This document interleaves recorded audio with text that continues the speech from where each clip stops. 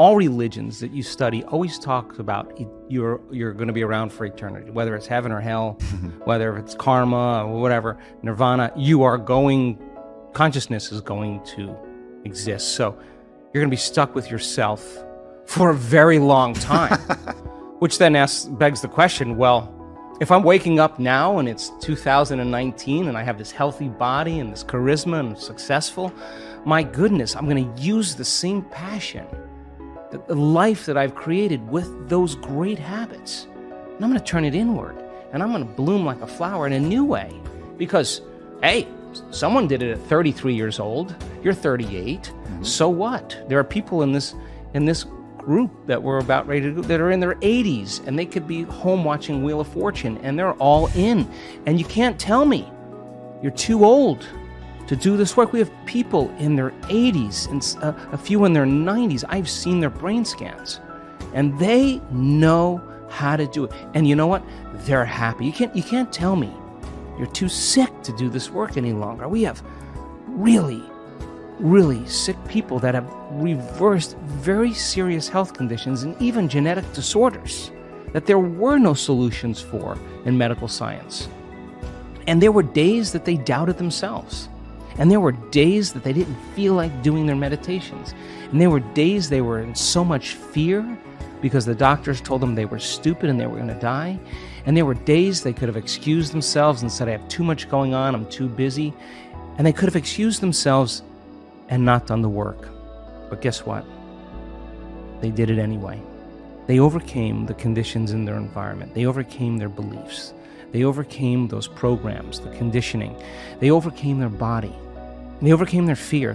Their love for life started to become greater than their fear of death. That's just because they made the effort to turn the battleship around. And you can't even tell me that you're too overweight or too underweight or too out of shape. I've seen it on all shapes and sizes. You can't even tell me that you never meditated before. In fact, many times people who have never meditated before have the most profound readings because they're not trying to do anything or expect to do anything or doing it their way. They're just following what you tell them to do. And in their innocence, they run right into something really big. So what? At 38 years old, practicing this, you could say then my new goal is to live for 150 years in a body that's 38 or 48. And we're measuring telomeres. We have people, many people, their biological age is way different than their chronological age. They don't care that they're 38. Their body tells them they're 28. And why? Because they're working with down-regulating genes for disease and up-regulating genes for health every day. Why? Because they understand that they can. And if you don't understand that you can and you're ignorant, then it doesn't work. So then people who actually say, I'm going to experiment. I'm going to become the scientist with my life. I'm going to measure the effects of me at cause. That's how I live. I say, all right, I'm going to change my energy. I can tell you, nobody changes. In all the years I've been doing this, nobody changes until they change their energy. And when you change your energy, you change your life.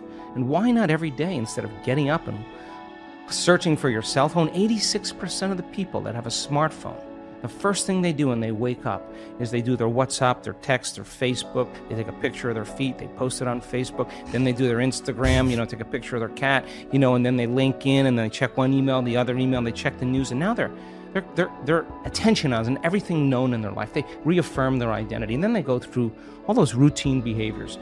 95% of them, they're not even present and conscious of. There's just a group of them. Or they're remembering their problems in their past. That's how they start their day. And don't expect anything in your life to change if your environment is controlling your feelings and thoughts. And if your environment is controlling how you feel and think, and I say to you, Aubrey, why are you so upset today? Oh, well, this person is upsetting me. What you're really saying is that person is controlling your feelings and your thoughts, and that means you're a victim to your environment. So to turn that around and you start realizing your feelings and thoughts create your environment, and you start seeing the effects of you at cause, you're going to react less to the people in your life because you're going to understand that you'll be back to the victim consciousness. And when you start seeing that you're creating outcomes in your life, you're going to believe more that you're the creator of your life and less the victim of your life. And I say, the more you practice it, the better you get at it.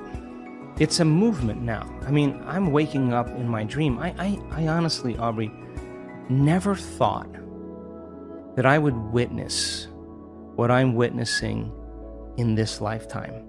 And there's a new consciousness emerging. There's something happening where people are latching on to their own empowerment, latching on to their own unlimitedness. And it's becoming very contagious. So the person, I used to golf a lot with my friends, and I used to say to them, I'm a decent golfer, but I'd say to them, I'm just not good enough to get upset. I'm really not. But I'm going to have a lot of fun, and I'm going to play, and the more fun I have, the better I play. I watched, you duff a shot, and then you start getting angry and frustrated. It's the same thing. Yeah. That's your game is you're gonna make the same mistake on the next swing because your emotion is keeping you in your past. So you got to make a choice to self-regulate or not. And the ones that get right back on, that have ice water in their veins, that can settle down and refocus again, those are the ones that execute really well. So the person who can't get beyond themselves, it's just a matter of practicing. How many balls do you have to hit? How many punches do you have to throw? How many kicks do you have to throw? Till all of a sudden you start looking forward to doing it. And I can tell you this because I've been doing it for a very long time. Some days are easier than others, but I'm not going to give up. I'm just not. If I'm going to carve out some time, then I'm all in. I'm going to shut my cell phone off. Can disconnect from it. It's all going to be there when I get back. What I'm going to do is I'm going to make my inner world more real than my outer world. And step by step. You can't get impatient doing this. You can't get frustrated doing this. You can't get resentful doing this. You can't force it or control it doing it. I've seen what happens in the brain. You're going to make your brain worse. So sooner or later, you start figuring out that isn't it. And all of a sudden, you start following the instructions. And you start going, wow, that was really easy. What was I doing up to this point? Everything but the formula. You were doing everything else but the formula, doing it your way, analytical mind telling you to quit, it's too hard, you'll never get it. Those are the exact things that are standing in the way between you and your future. And every time you become conscious that you do that and you settle back down, that's a victory. Every time your body wants to get up and check an email or check the cell phone or get up and get a cup of coffee and you settle it down, you're telling the body it's no longer the mind, that you're the mind.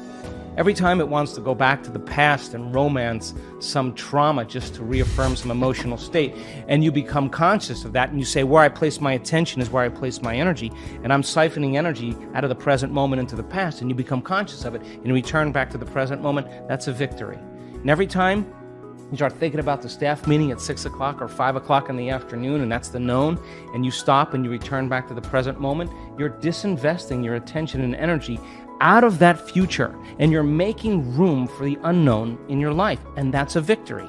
And when your will gets greater than the program, because most people lose their free will to programs, because they are on that wheel where you could take their yesterday and lift it up and set it on their tomorrow, because they're in the habit of doing everything in a routine way. So then when they lose their free will to a program and their body, which is a habit, has become the mind, now their body's dragging them into a predictable future.